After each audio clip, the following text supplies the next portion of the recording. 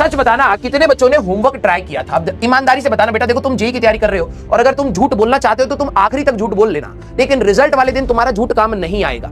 उस दिन तो भाई रिजल्ट आ जाएगा, पता लग जाएगा कि तू कौन से कॉलेज में जाने वाला है। ठीक है, मैं ये नहीं कह रहा हूं प्रेशर लेकर के ऑल टाइम तुम सब्जेक्ट्स के बारे में बात करो, नहीं मैं ये नहीं कह रहा हूं, लेकिन जब आपके पास काम पेंडिंग है, जब आपके पास काम पेंडिंग है और फर्स्ट प्रायोरिटी का काम आपकी पढ़ाई है, इससे ऊपर कुछ नहीं है भाई। तेरे को जॉब नहीं करनी, तेरे को घर में राशन नहीं लाना, तेरे को बिजली का बिल नहीं पे करना, तेरे को कोई और प्रायोरिटी नहीं है, तेरे लिए सबसे पहली प्रायोरिटी ये है। और अगर तू उस प्रायोरिटी को साइड रख करके अगर दूसरे काम कर रहा है, दैट मींस तू झूठ कर रहा है, झूठ बोल रहा है अपनी तैयारी।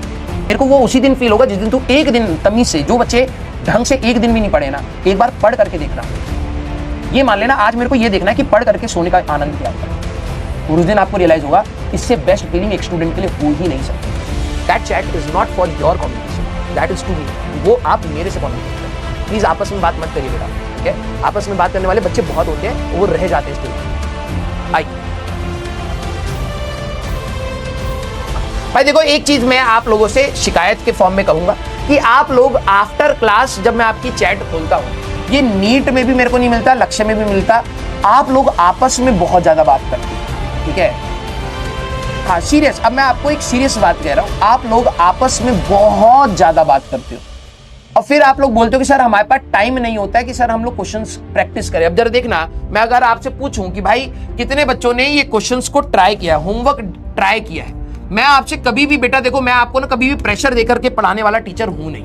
ठीक है, मेरे को जब लगेगा कि हाँ डांटना है तो मैं डांटता हूं, जब मेरे को लगता है हंसी मजाक से पढ़ाना है मैं हंसी मजाक से भी पढ़ाता हूं, लेकिन मैं आपको कभी भी ये नहीं कहता कि तेरा आंसर आना चाहिए। नहीं, मेरे लिए इंपॉर्टेंट ये है कि तू उस प्रोसेस में जाना चाहिए जिससे आंसर आते हैं, क्योंकि कई बार कुछ बच्चों के आंसर जल्दी आते हैं, कई बार कुछ बच्चों के आंसर बाद में आते हैं। ठीक है, तो मेरे लिए ट्राई करने वाले बच्चे बहुत ज्यादा इंपॉर्टेंट है। सच बताना कितने बच्चों ने होमवर्क ट्राई किया था? अब ईमानदारी से बताना बेटा, देखो तुम जेईई की तैयारी कर रहे हो और अगर तुम झूठ बोलना चाहते हो तो तुम आखिरी तक झूठ बोल लेना, लेकिन रिजल्ट वाले दिन तुम्हारा झूठ काम नहीं आएगा।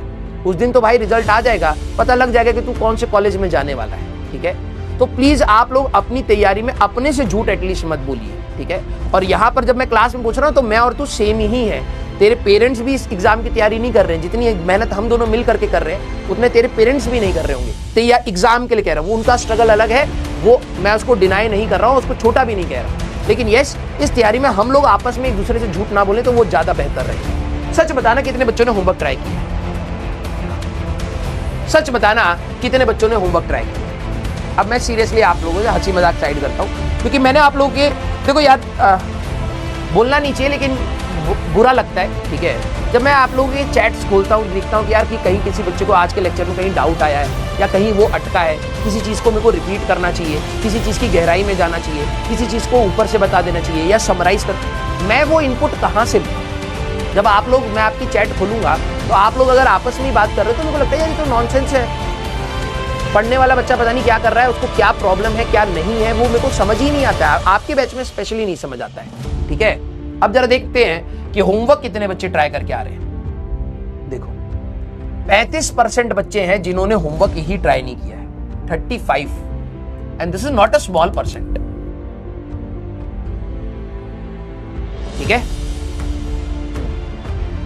अब क्या बात बोलूं? ठीक है, ईमानदारी से बताना जितने बच्चों ने इन 3-4 दिन में, हम बहुत दिनों बाद अब हम लोग लगातार 4 दिन मिलेंगे। ठीक है, बाकी आपके जो ये 3 दिन गए, क्या आपके पास सही में टाइम नहीं था या आपने सही में, सर मैंने कुछ टाइम स्क्रॉलिंग करी, कुछ टाइम फालतू के कमेंट्स करे, कुछ टाइम लोगों से इंगेज करा, फालतू के कमेंट्स बाजी में, बहसबाजी में अपना ओपिनियन थोपा?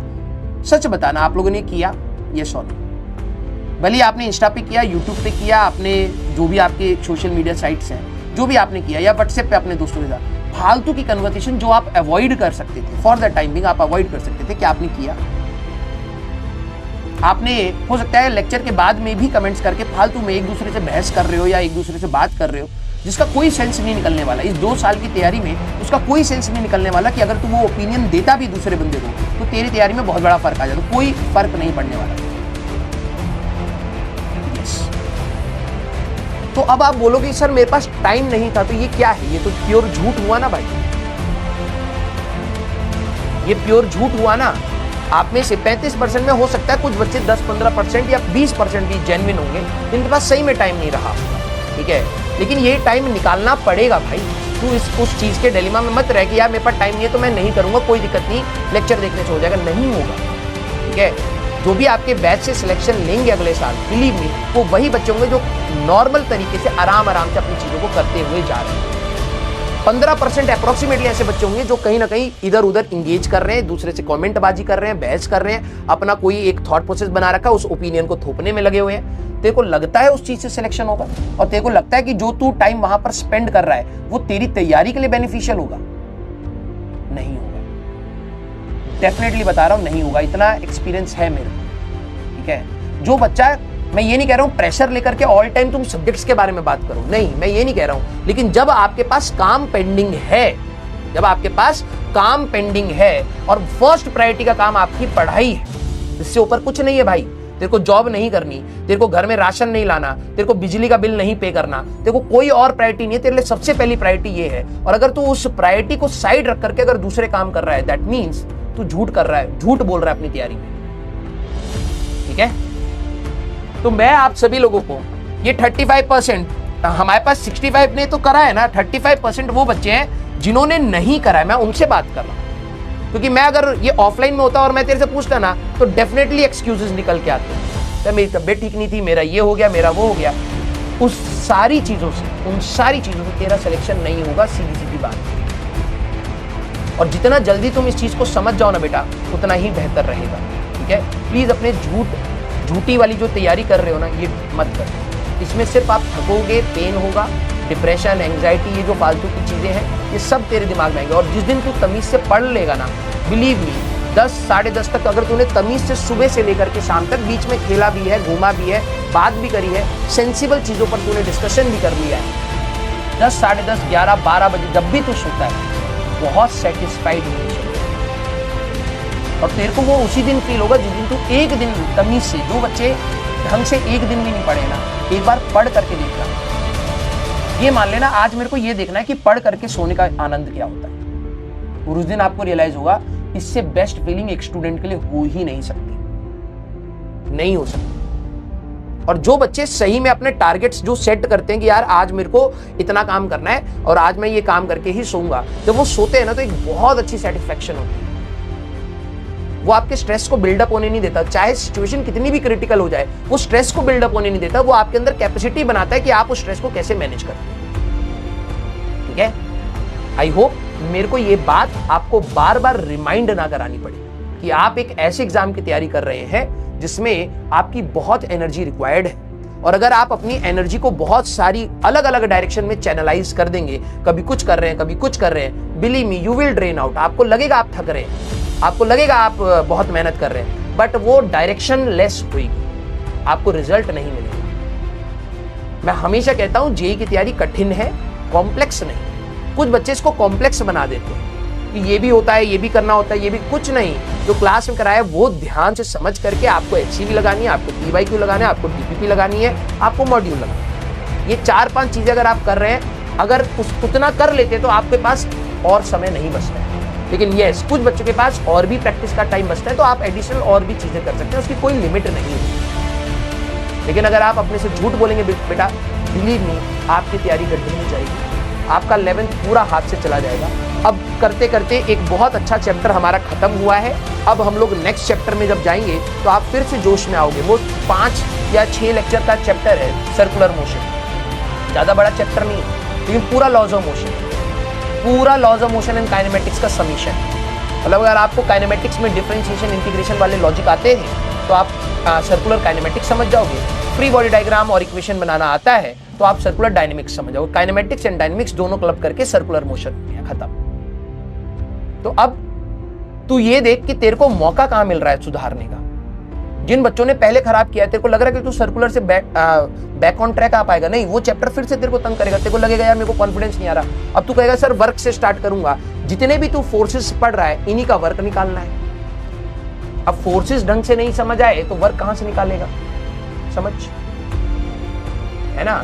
तेरे को दोबारा से एक विंडो मिलेगा सेंटर ऑफ मास, इसके अगला चैप्टर जब आएगा वर्क के बाद सेंटर ऑफ मास में, क्योंकि उसका सेंटर ऑफ मास की कैलकुलेशन जब तक है ना तब तक तेरे को किसी और चीज का लेना देना नहीं। थोड़ी बहुत इंटीग्रेशन चाहिए बस, थोड़ी बहुत कुछ जगह पर। और जैसे ही सेंटर ऑफ मास अप्लाई होना स्टार्ट होगा मोमेंटम कंजर्वेशन में होगा, एक्सप्लोजन में होगा, जंपिंग ऑफ द कार्ट होगा, कोई भी चीज होगी, वहां पर तेरे को फिर दर्द आ जाएगा, क्योंकि वहां पर फिर फिजिक्स दोबारा बैक ऑन ट्रैक, सारी चीजें पीछे की चाहिए होगी। तो प्लीज ये जल्दी जल्दी के चक्कर में आप लोग खराब मत करिएगा, समझने की कोशिश करिए। आप 20, 30, 40, 50% जितना समझ सकते हैं समझते हुए चलिए, ठीक है। आइए, और मेरे को बेटा देखो, मैं ईमानदारी से बोलूं, मैं आप मेरी बात तो सुन पाते हो क्योंकि मैं कैमरे पर हूं, तुम दूसरी साइड हो, स्पीकर साइड, ऑब्वियस सी बात है आप मेरी बात सुन पाओ। लेकिन तुम ये सोचो कि अगर आपको कोई प्रॉब्लम आ भी रही और मेरा काम सिर्फ पढ़ाने का है क्या? अगर पढ़ाने का है तो रिकॉर्डेड ले लें, समझ इस बात। मेरा काम बहुत सारे हैं, एक काम है, उसमें से एक काम है पढ़ाना। कोशिश करना कि भाई मैं भगवान तो नहीं, कोशिश करूंगा मैक्सिमम टू मैक्सिमम चीजें मैं समझा पाऊँ, हर प्रकार के वैरायटी ऑफ क्वेश्चन तेरे सामने ला पाऊँ और सोचने का एक प्रोसेस बनाता हूँ। आंसर तक पहुंचना तेरा काम बनता है। उस प्रोसेस में तू जब डिप्रेशन में आएगा, एंग्जाइटी में आएगा, परेशान होगा, वो जब तक तू मेरे को कम्युनिकेट नहीं करेगा, तेरे को लगता है कि मैं सोल्यूशन दे पाऊंगा? नहीं ना। तो वो जो क्लास के बाद की जो चैट है ना, that is not for your chit chat, आपस में बात करने के लिए नहीं है, दैट इज फॉर मी, कि मैं आपको देख पाऊं कि आप कहां पर हैं, आपको क्या दिक्कत आ रही है, किस लेक्चर को थोड़ा सा बढ़ाना है, किस लेक्चर को थोड़ा छोटा करना है, ये मेरे को मदद मिले। अगर आप मेरे उन एफर्ट्स को काटना चाहते हैं तो आप प्लीज जो कंटिन्यू कर रहे हैं, आप बकवास करते हैं आप आफ्टर द क्लास, आप कर लीजिए। मुझे पता है आज की क्लास के बाद भी जब रात को देखूंगा मेरे को डिसअपॉइंटमेंट होगा, क्योंकि कुछ बच्चों को ये बात दिमाग में चढ़ती नहीं है, उनको लगता है एक ही कमेंट कर रहा हूं उसके बाद तो मैं पढ़ लूंगा। लेकिन जब मैं सभी के एक कमेंट पढ़ूंगा, 2 कौड़ी वाले, तो मेरे को तो ये एक परसेप्शन बनेगा कि ओवरऑल बैच शायद पढ़ना नहीं चाह रहा है, ठीक है। तो जितने भी सीरियस बच्चे, it's my request to you guys कि आप लोग जब क्लास खत्म करें ना, प्लीज लेट मी नो कि कहाँ आपको दिक्कत आ रही है, क्या आपका है, और एक कंस्ट्रक्टिव वे में हमेशा बात बोली जा सकती है। मैं भगवान नहीं हूं, मैं ये एक्सेप्ट करके रखता हूँ कि भाई हो सकता है मेरे से नहीं समझाई गई ये चीज, लेकिन आप जब तक मेरे को नहीं बताओगे तो मैं ट्राई कैसे करूंगा? You have to tell me. मैं हमेशा आकर के ये सोचता हूँ कि यार इसको आराम से पढ़ाऊंगा, इसको ऐसे से बताने की कोशिश करूंगा, स्टेप बाय स्टेप सोचने के लिए मजबूर करूंगा कि देखो ऐसा हुआ ऐसा हुआ, लेकिन आप you have to tell me, yes, please communicate, and that chat is not for your communication, that is to me, वो आप मेरे से कम्युनिकेट करें। प्लीज आपस में बात मत करिए बेटा, ठीक है। आपस में बात करने वाले बच्चे बहुत होते हैं, वो रह जाते हैं स्कूल में।